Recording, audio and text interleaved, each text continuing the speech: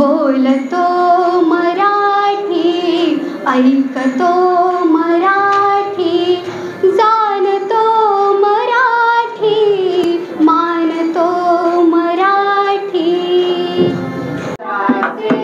गीत आमचे सागराचे, इतिहासाचे, जनावराचे, गीत आमचे जागराचे, गीत आमचे आकाशाचे, गीत आमचे सागराचे, इतिहासाचे, जनावराचे, गीत आमचे जागराचे।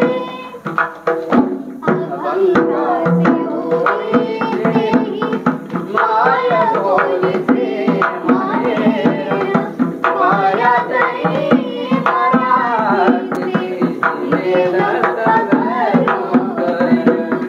अभंगाचे ओवीचे, माया बोलीचे माहेर, मायातली मराठी, वेद सगळोदर।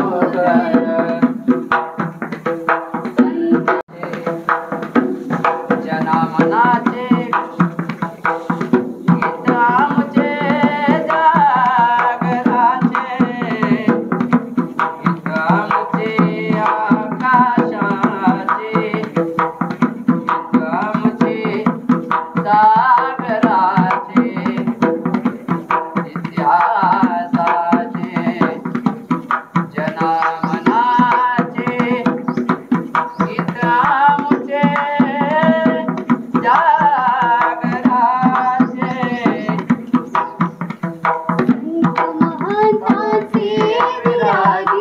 संत महंतांचे विरागी, गीत आमचे वादळाचे, इतिहासाचे, जनामनाचे, गीत आमचे जागराचे, गीत आमचे आकाशाचे, गीत आमचे सागराचे, इतिहासाचे, जनामनाचे, गीत आमचे जागराचे।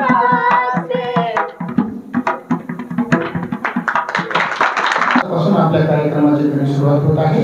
तर आज या ठिकाणी पदवी वितरण समारंभाला प्रमुख पाहुणे म्हणून आपल्याला लाभलेले आहेत या ठिकाणी वडवडी तहसीलचे तहसीलदार संजय रामदास जरांगे सर, त्याचप्रमाणे आमच्या विनंतीला प्रत्येक वेळेस मान घेऊन येणारे आमचे सर्वांचे लोकप्रिय पत्रकार अशोक भिट्टे सर लाभलेले आहेत व या कार्यक्रमाचे अध्यक्ष म्हणून या ठिकाणी आपल्या महाविद्यालयाचे प्राचार्य डॉक्टर श्यामसुंदर गुळविले सर व विशेष विनंती म्हणून आणि विशेष उपस्थिती म्हणून आपल्या संस्थेचे सचिव प्राध्यापक डॉक्टर रणजित मच्छिंद्रराव मस्के पाटील लाभले आहेत। तर त्यांचं या ठिकाणी आपण प्रथमतः स्वागत सत्कार करून घेऊ। तर मी या ठिकाणी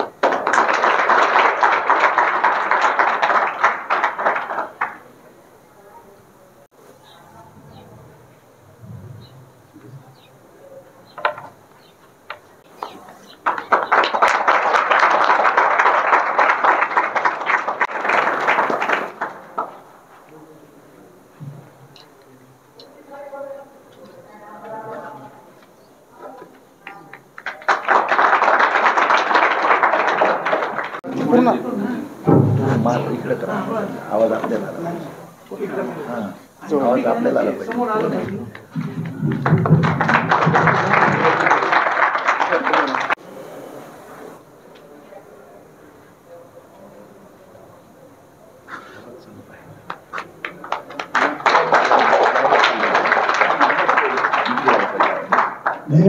मराठवाडा विद्यापीठ, छत्रपती संभाजीनगर, संलग्नित आपल्या वैष्णवी महाविद्यालय वडवणी येथे विद्यापीठाने निर्देशित केल्याप्रमाणे पदवी वितरण समारंभ आज आयोजित केलेला आहे। यामध्ये विद्यार्थ्यांनी प्राप्त केलेल्या विद्यार्थ्यांना ज्या शैक्षणिक काळामध्ये प्राप्त झालेल्या डिग्र्या आहेत, पदव्या आहेत, त्या प्रदान करण्यासाठी आज हा कार्यक्रम आयोजित करण्यात आलेला आहे। या कार्यक्रमाला प्रमुख पाहुणे म्हणून वडवणी तहसीलचे तहसीलदार माननीय संजय रामदास जिरांगे साहेब, तसेच वडवणीचे नामांकित पत्रकार माननीय अशोक निपटेजी आणि आपल्या संस्थेचे माननीय सचिव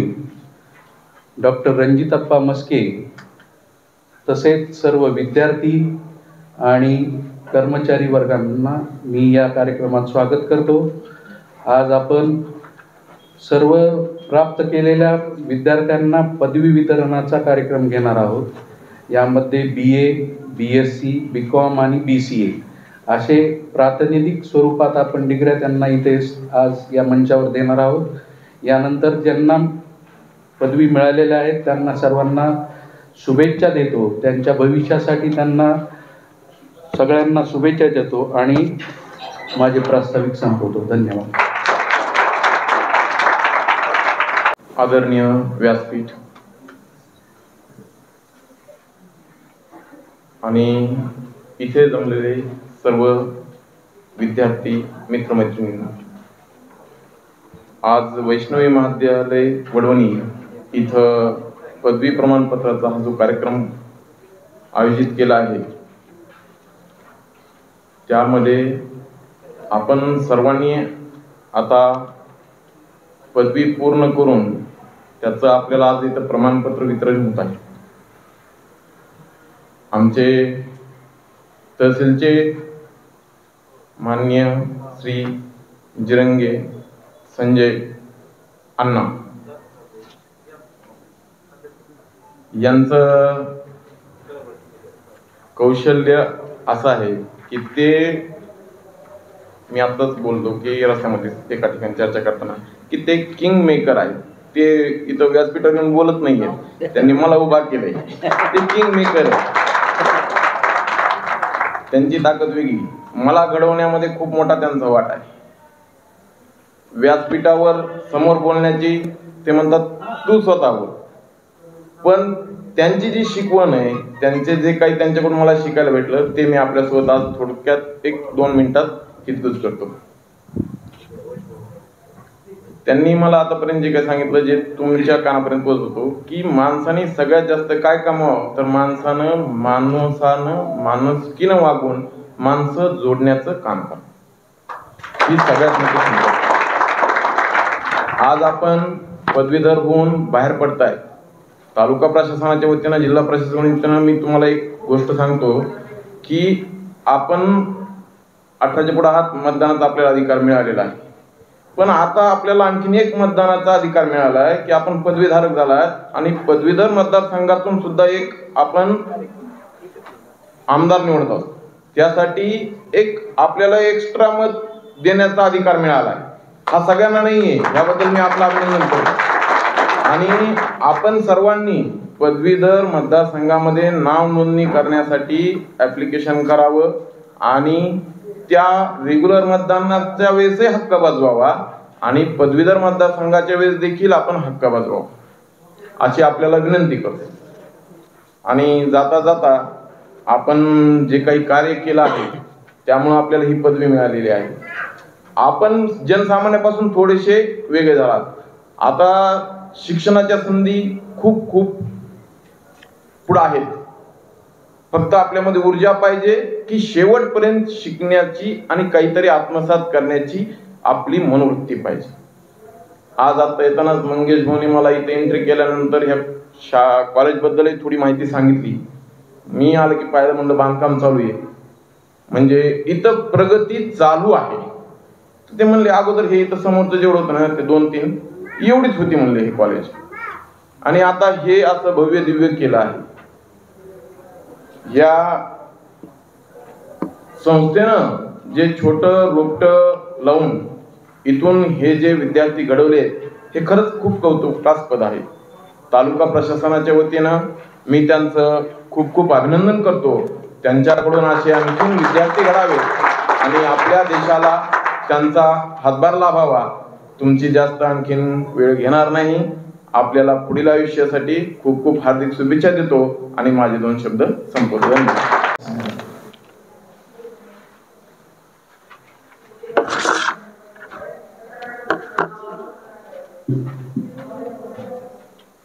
वैष्णवी महाविद्यालय वडवणी या महाविद्यालयात आज पदवी प्रमाणपत्र वितरण समारंभ या ठिकाणी संपन्न होतोय.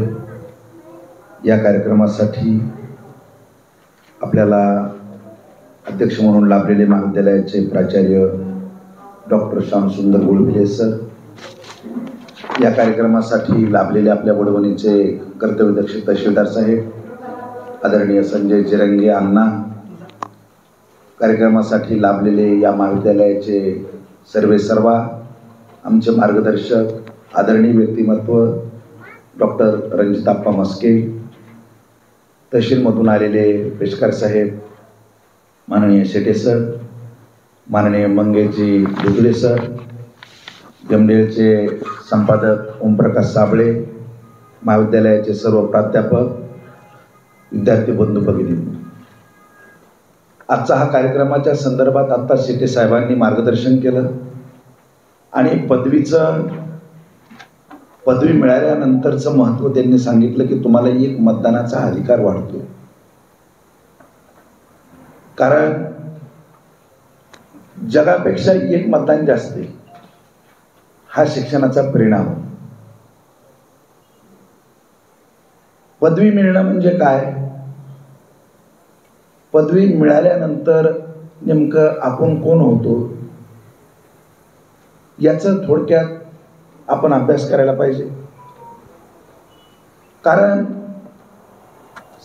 पूर्वीच्या काळी आम्ही लहान असताना एक शब्द नेहमी ऐकायचो की ग्रॅज्युएट झाले. ग्रॅज्युएट काय आहे? कुणाचं लग्न कार्य जमायचं असेल, मुलगा काय ग्रॅज्युएट, मुलगी म्हणजे सांगताना अभिमानाने सांगितलं जायचं, मोठेपणाने सांगितलं जायचं आणि त्याचं खूप मोठं कौतुक व्हायचं. आज घराघरामध्ये पदवीधारक विद्यार्थी तयार होऊ लागलेले आहेत. पदव्यांचे ढिगारे तयार होऊ लागलेले आहेत. आज लग्न समारंभामध्ये जमवताना कोणी पदवी झालेलं कोणी सांगत नाही. कारण पदवीचं आता पाहिजे तसं महत्त्व राहिलेलं नाही. त्याचं कारण काय झालं की पदवी मिळवल्यानंतर जे मिळायला पाहिजे होतं, जे मिळत असतं ते आता मिळायला गेले. लक्षात आलं ना? म्हणजे एखाद्या बागेमध्ये खूप मोठे फळं लागलेले असतात आणि ते फळं खायला खूप गोड आहेत, म्हणून त्या बागेच्या दिशेनं पळणाऱ्याची संख्या वाढली आणि बागेचा झाड आला. पुन्हा त्या बागेत जाऊन का उपयोग आहे? म्हणजे आता पदव्या मिळायला लागल्यात, पण पदव्यावर नोकऱ्या मिळायला गेल्यात. नोकऱ्या मिळतात का? नाहीत मिळत. म्हणून आता मग पदव्याचं करायचं काय? पदव्या अनेक विद्यार्थी घेऊ लागलेले आहेत. आज आपण इथं पदवीचं सर्टिफिकेट घेऊन चाललो. एक मतदानाचा अधिकार आपल्याला वाढायला लागलाय. मग मतदानाचा अधिकार वाढला म्हणजे आपल्याला काही भरपूर मिळालं का? काय मिळणार आहे मतदानाचा अधिकार वाढला म्हणजे?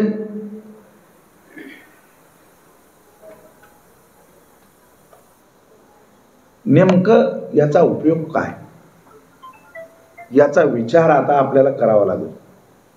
आपण जे ज्ञान घेतो पदवी म्हणजे एक कागद नाही.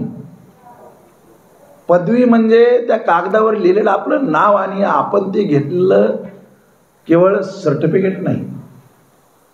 तर पदवी म्हणजे आपण ग्रहण केलेलं ज्ञानाचं ते एक प्रमाणपत्र आहे. मला असं म्हणायचंय की एकदा पदवीचं प्रमाणपत्र आपल्या हातात आल्यानंतर आपल्याला नोकरी मिळेल का नाही याची शाश्वती नाही. परंतु एक शाश्वती आपल्यामध्ये आहे की आपण जे ज्ञान संपादित केलंय, आपण जे ज्ञान मिळवलंय, या ज्ञानाचा कुठेतरी उपयोग केला पाहिजे. आता एका मुलीने इथं गायन केले आणि एका मुलाने केले. आता दोघांचे नाव मला काही पाठ नाही, माहिती नाही. मुलीचं काय नाव आहे? देशमाने. खरंच तुम्हाला खोटं सांगत नाही, आता ज्यावेळेस ते आवाज आम्ही ऐकत होतो मला वाटलं हिनं त्या मोबाईल म्हटलाच आवाज लावला काय की एखाद्या गायिकेचा. मी पुन्हा पुन्हा बघत होतो ही ओट आली ती का काय. सत्य बोलतो बरं. अरे किती गुणवंत विद्यार्थिनी ती गायिका आहे, खूप मोठी गायिका होणार आहे ती. तिनं पदवी घेतल्यानंतर या गायन क्षेत्रामध्ये लक्ष दिलं पाहिजे. गायन हे काही श्रीमंताच्या घरामध्ये अथवा शहरामधल्या विद्यार्थ्यांना ईश्वराने दिलं असं काहीच नाही. गायन हे गळा आहे आणि गळा हा आपल्याला ईश्वराने दिलेला आहे. तो खेड्यातही असू शकतो ना. वैष्णव महाविद्यालयात लता मंगेशकर का उत्पन्न होऊ शकत नाही? पुढच्या काळामध्ये आपल्याही महाविद्यालयातली लता मंगेशकर दिसायला पाहिजे. तो गायन करणारा मुलगा किती छान गातोय. असे अनेक कलावंत. केवळ गायनाचा विषय इथं निघाला म्हणून मी गायन सांगायला. तुम्ही त्या मुलीला केवळ आता मी पदवी मला मिळाली आणि मी आता नोकरीच बघावी, एखाद्या ठिकाणी कुठं मला काही मिळतंय का पगारीचे ठिकाण असं बघत बसण्यापेक्षा या क्षेत्रात करिअर करावं आणि तिनं आपल्या ज्ञानाचा गुणाचा उपयोग आपल्या कलेमध्ये करून घ्यावा. अनेक विद्यार्थी इथं आहेत जे उत्तम प्रकारचे कलावंत आहेत. कोणालाच अक्षर चांगलं असेल, कोणाला चित्रकला चांगली काढता येत असेल, त्याने त्याच्यामध्ये आपला रस घ्यावा. एखाद्याला चांगल्या पद्धतीचं मेकॅनिक असू शकतो, तो त्यांनी त्याच्या क्षेत्रामध्ये त्याचं कौशल्य दाखवावं. एखादा वक्ता असू शकतो. आज माहिती का, मी काल एक फोन लावला एका सप्त्यामध्ये म्हणले 1-2 तासाचं काय ठेवायचं, गायन ठेवायचं 2 तासाचं आणि एक चांगला गायनाचार्य बघा. मी एका गायनाचार्याला फोन लावला. त्यांना म्हणलं एका अखंड नारायण सप्ताहामध्ये तुम्हाला तारीख आहे गायनाची, तुम्ही येऊ शकता का? ते म्हणले येऊ शकतो, परंतु आजच्या जमान्यामध्ये अगोदरच फीस बोलली जाते. मग त्यांनी त्यांची फीस सांगून टाकली. ते म्हणले माझी 15,000 आहे. म्हणून 15,000 म्हणलं आम्हाला वाटलं 5-7 जण त्याचं टीमच असेल. 5-7 जणांचं गायनाचं सगळं ते साहित्य टीम सगळं घेऊन येणार असतं. ते म्हणले मी एकटाच येणार, कारण त्याचं गायनच तसं आहे. त्यांनी त्या गायनामध्ये स्वतःला झोकून दिलं. म्हणजे तुम्हाला कमवायला केवळ नोकरीच नाही तर तुमच्या अंगातील कला गुण सुद्धा उपयोगाला येतात. म्हणून पदवी घेऊन बाहेर पडल्यानंतर आता खरी जबाबदारी तुमच्या अंगावर पडलेली. आता तुम्ही उत्पन्नाला लागलं पाहिजे, घरामध्ये काहीतरी नेलं पाहिजे. आता रिकाम्या हाताने घरी जायचं नाही. तो काळ आता संपला. आतापर्यंत घरून येताना आपण ऐकून वडिलाकडून 100-50 रुपये आणले आता आईला घरी गेल्यानंतर आपण दिले पाहिजे, आपल्या वडिलांना आपण दिले पाहिजे, घरामध्ये जाताना आपण भाजीपाला नेला पाहिजे. आता मग हा भाजीपाला हे साहित्य आपण कुठून नेणार? यासाठी आपल्याला काय करावं लागेल? कमाई करावं लागेल. मग कमाई कशी करायची, कोणत्या माध्यमातून आपण पैसा मिळवला पाहिजे, कोण्या माध्यमातून आपण आपल्या घराला आधार दिला पाहिजे, याचा विचार आता पदवीधारकांनी करायचा. बरेच असे पदवीधारक की 25 वर्ष वळल्यानंतरही आई वडिलाला पैसे मागतात. आई वडिलांकडून मोबाईलची अपेक्षा करतात. हलका मोबाईल नाही पाहिजे, भारी मोबाईल पाहिजे.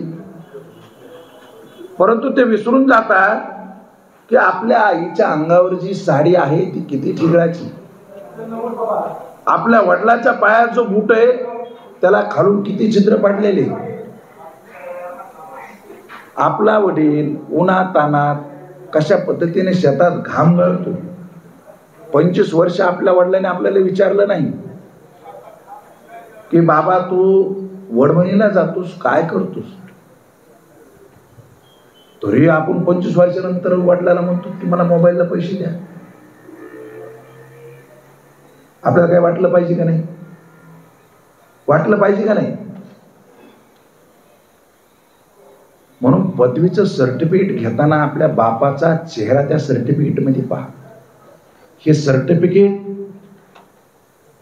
आपल्या आईवडिलाच्या घामातून तयार झालेलं सर्टिफिकेट आहे. या सर्टिफिकेट मधून आपल्या अंगावर आता जबाबदारी येऊ लागलेली, आणि ही जबाबदारी सर्टिफिकेट घेताना आपण स्वीकारली पाहिजे. आणि आपण इथून पुढच्या काळामध्ये आपल्या कुटुंबाचा आधार कसं होतो या दृष्टीने आपण प्रयत्न केला पाहिजे. बरेच विद्यार्थी पदवी झाल्यानंतर कामधंदे करण्याऐवजी पुड्या खातात. खातात का नाही पुढे? पुण्याला मी बऱ्याच जणांची चर्चा ऐकत असतो. आपले 100-200 रुपये सहज जातात म्हणतात. किती? 100-200 रुपये पुड्या पाण्याला सहजच जातात. तू म्हणतो पण 100-200 रुपये कमवतो कसे हे तू सांगतो का? त्या 100-200 रुपये आपल्या बापाच्या खिशातून आणताना त्या बापाने ते 200 रुपये कमवले कसे हे आपल्या डोक्यात येते का?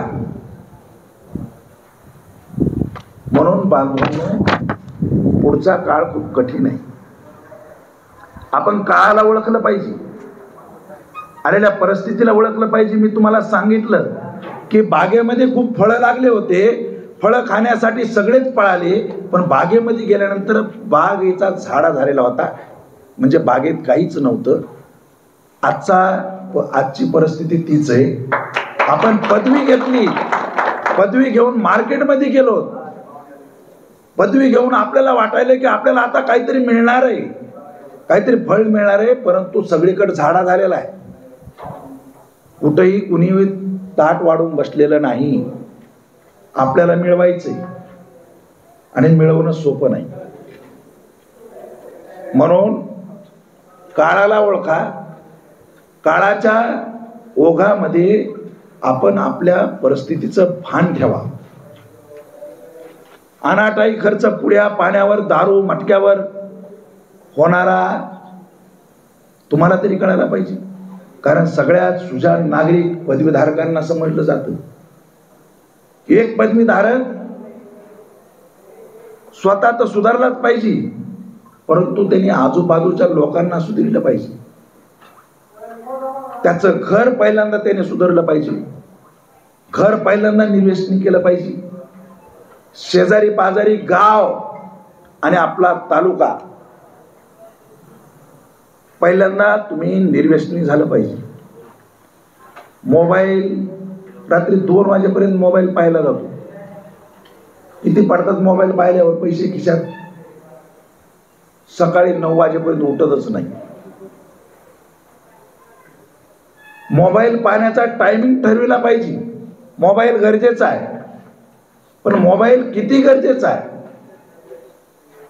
कारण या मोबाईलवर अनेक लोक पैसा कमवायला लागले आणि तुम्ही डेटा उडवायला लागले.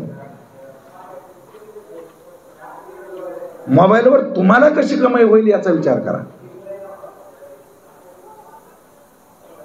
म्हणून पदवी संपादित करून आपल्या अंगावर किती मोठी जबाबदारी येईल. कुटुंबाचीच नाही, आपल्या गावाचीच नाही, आपल्या तालुक्याचीच नाही, तर पूर्ण राष्ट्राची जबाबदारी पदवीधारकावर आहे. या राष्ट्राची ताकद वाढवायची असेल, या देशामध्ये सुजाण नागरिक आणि सुजाण राजकारणी, आता सांगितलं तुम्हाला मतदानाचा अधिकार आहे, सुजाण नागरिक जर निर्माण करायचा असेल तर तुम्ही अगोदर सुजाण झाला पाहिजे. म्हणून पदवी घेताना बऱ्याच गोष्टीच्या जबाबदाऱ्याची यादी तयार करा आणि त्या यादीचं पालन करा. पहिलं काम, पदवीधारकांना तुम्ही निर्व्यसनी व्हा. पहिलं काम, मी आजपासून पदवीधारक झालो आहे, यापुढं माझ्या आयुष्यात कधीही पुढे खाणार नाही, मी दारूला शिवणार नाही, मी जुगार खेळणार नाही, मी माझ्या आईवडिलांच्या कष्टाची जाणीव ठेवी, मी माझ्या कुटुंबाला आधार देईन. ह्या तुम्ही याचा आता यादी करा, याच्या शपथा घ्या. शक्य नाही असं काहीच नाही, सगळं शक्य आहे, पण ते करायचं कुणी, ते करावं लागत. समोर बसलेले MDAचे संपादक ओमप्रकाश साबळे, शिक्षण झाल्यानंतर घरची परिस्थिती साधी, परंतु गप बसला नाही घरी आपल्या जवळच्या मोबाईलचा वापर केला, MDL नावाचं चॅनल निर्माण केलं आणि ते चॅनलवर जगातील घडामोडी दाखवणं सुरू केलं. आज केवळ या कार्यक्रमाच्या माध्यमातून 70-80 रुपये महिना पडतो.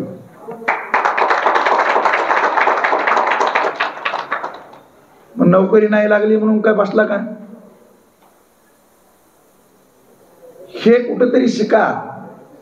जे आपल्या अंगात काय कला आहे याचा अगोदर अभ्यास करा. काय कला आहे आपल्यात, आपण काय करू शकतो. जे जमतंय ते जमतंय. कुणाला पापड बनवा येत असतील तर पापडचा उद्योग करा. ज्याला जे जमतंय ते करा. एका शेतकऱ्याने काय केलं, रानामध्ये हुरडाच विकायचं चालू केलं. मी गेलो हुरडा खायला, आपण त्याला म्हणलं हुरडा किती जातो रोज? म्हणला 10,000चा जातो. हुरडा 10,000 रुपयाचा हुरडा विकू शकतो. बघा, आपल्या आश्चर्य वाटतं का नाही? एका ठिकाणी गेलो मी, एक आमची भगिनी काय तळत होती, ते केळीचे चिप्स. मी मुलाखत घेतलेली चॅनलवर. केळीची चिप्स तळत होती. तिला म्हणलं तुझं शिक्षण किती झालं? म्हणले मी पदवीधर आहे. पदवीधर, नोकरी बिकोरी बघायची. म्हणले का? नोकरीत काय मिळतं? म्हणले इथं काय मिळतं? ती म्हणले 5,000 रुपये मिळतात रोज. अरे चिप्स मध्ये 5,000 रोज कमाली रोडला बसून. कमाई कशात करी? फक्त चोरी दरोडे मारायचे नाही, प्रामाणिक काम करीत राहा. कमाई तुम्हाला आहे, फक्त लाजू नका. आपण शेतकरी, आपला बाप टरबूज पिकवतो आणि आपण व्यापाऱ्याला डायरेक्ट उत्तर देऊन टाकतो अर्ध्या भावात. अरे तुम्हाला काय लाज वाटेल रोडला बसून विकायला? दुप्पट पैसे व्हायले ना. हे माझ्या बापाने पिकवलेला टरबूज आहे, मी विकायला लागलोय. अभिमानाने का म्हणत नाहीत? या गोष्टीचा कुठेतरी अभ्यास करा. या सगळ्या गोष्टीचा अभ्यास केला तर नक्कीच आपल्याला यश भेटेल. हे काही रणजित आप्पाचं वय किती लक्षात घ्या बरं. समोर बसलेले आपले आप्पा, किती वय त्यांचं? तुमच्यापेक्षा किती 15-20 वर्षांनी मोठे असतील, बरोबर आहे? हे वैभव किती उभा केले पाहिलं का? वैष्णवी महाविद्यालय, कृषी महाविद्यालय, अजून बीडला छत्रपती लायब्ररी, काय काय उभा केलंय. खूप मोठी यादी, राजकारणात नाव कमवलंय. मग काय केलं? पुढ्या खात्यात घेऊन विचारा. मोबाईल किती वेळ खेळतात रात्री आपण? नाही, हे आपण अभ्यास केला पाहिजे. केला पाहिजे की नाही? आता पोरांनो, बहिणींनो, अभ्यासाचे दिवस. आता वेळ घालू नका. एक तर आयुष्य 100 वर्षांवर आले, 60 वर्षावर. शिक्षणात गेले 25, राहिले किती? पुन्हा म्हातारपणात 10 जाणार शेवटची. जगायचं कावा? झगडायचं कावा? त्याच्यामुळं वेळ वाया घालू नका. एक मिनिटाचा हिशोब ठेवा, एक मिनिटाचा. जर तुम्ही तुमच्या टायमिंगचा हिशोब ठेवला तर तुम्ही 100% यशस्वी होताल. बोलायला खूप आहे, आपण बोलत राहू. वैष्णवी महाविद्यालय या ठिकाणाहून शिकून गेलेला एक विद्यार्थी वाया जाणार नाही याची मला खात्री आहे. सगळ्यांना शुभेच्छा. भरभरून तुमचं आयुष्य सुखाचं, समाधानाचं जाईल, यात काही शंका नाही. कारण तुम्ही सगळ्याला, मी सगळ्यावर माझी नजर आहे. एकाची नजर इकडे तिकडे होत नव्हती. नाहीतर चुळबुळ, हे त्याला बोलतंय, ते त्याला बोलतंय, हे म्हणते केव्हा जायचं, हे म्हणतंय आईकडेच जाऊ. म्हणजे हे सगळ्या गोष्टी असतात, पण सगळ्याचं लक्ष माझ्यावर होतं. याचा अर्थ तुम्ही हे सगळं ऐकलंय. इथं बसलेला एकही विद्यार्थी पुढच्या काळात व्यसन करणार नाही आणि प्रत्येक जण आपापल्या कुटुंबाला आधार दिल्याशिवाय राहणार नाही. सर्व जणांना तुमच्या पदवी ग्रहणाच्या हार्दिक शुभेच्छा देतो. तुमचं आयुष्य खूप भरभराटीचं जाईल अशा पद्धतीच्या शुभेच्छा देतो. मला बोलवलं, बोलण्याची संधी दिली, माझ्यासारख्या सर्वसामान्य पत्रकाराचा सन्मान केला. मी तुमच्यासारख्या खेड्यातून शिकलो, खूप मोठ्या कष्टातून शिकलो. मलाही चप्पल घालायला नव्हती 12वीपर्यंत. मलाही नीट वह्या पुस्तकं नव्हते. पण मला एकच होतं की माझ्या मायबापाची जाणीव होती. ती जाणीव तुम्ही ठेवली तर नक्कीच यशस्वी. अतुल अंकुश शेंडगे,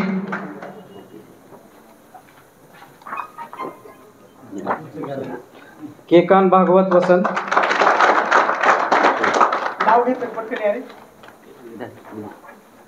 सांगळे शंकर वैजनाथ,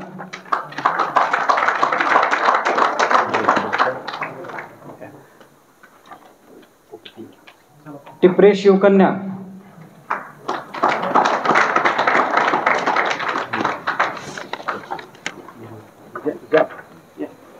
तेलंग अक्षय सुधा,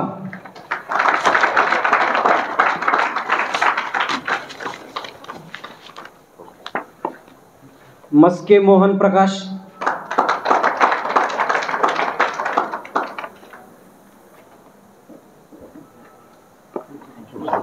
मुंडे पल्लवी बळीराम, नाही का? ठीक. बादाडे यशोदा तुकाराम, बादाडे डोंगरे दीक्षा दिवा, डोंगरे होके वर्षा मधुकर,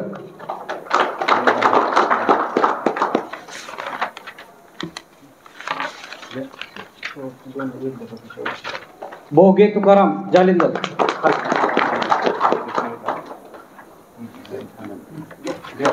डावकर अभिजित मधुकर,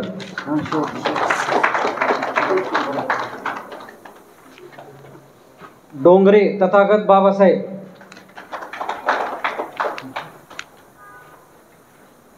कदम महादेव सखाराम,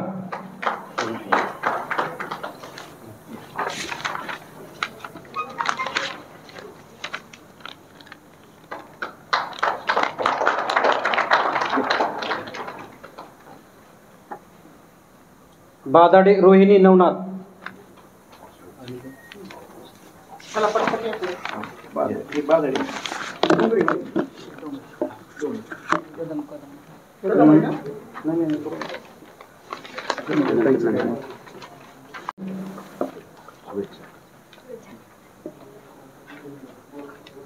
डोंगरे नितीन बाबासाहेब,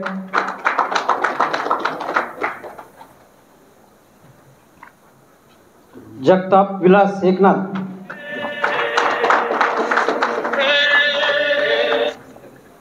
लोंढे विशाल सुभाष. लोंढे विशाल. उजगरे यश बाबासाहेब. लोंढे विशाल. लोंढे. हां.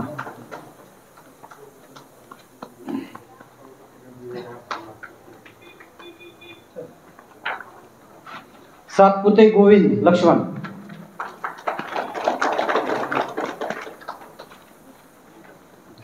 बडे अमोल शिवाजी.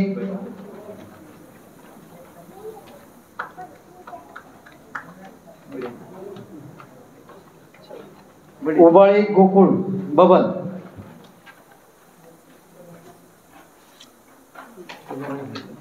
उबाळे. आणि शेवटी बडे लखन राजभाऊ.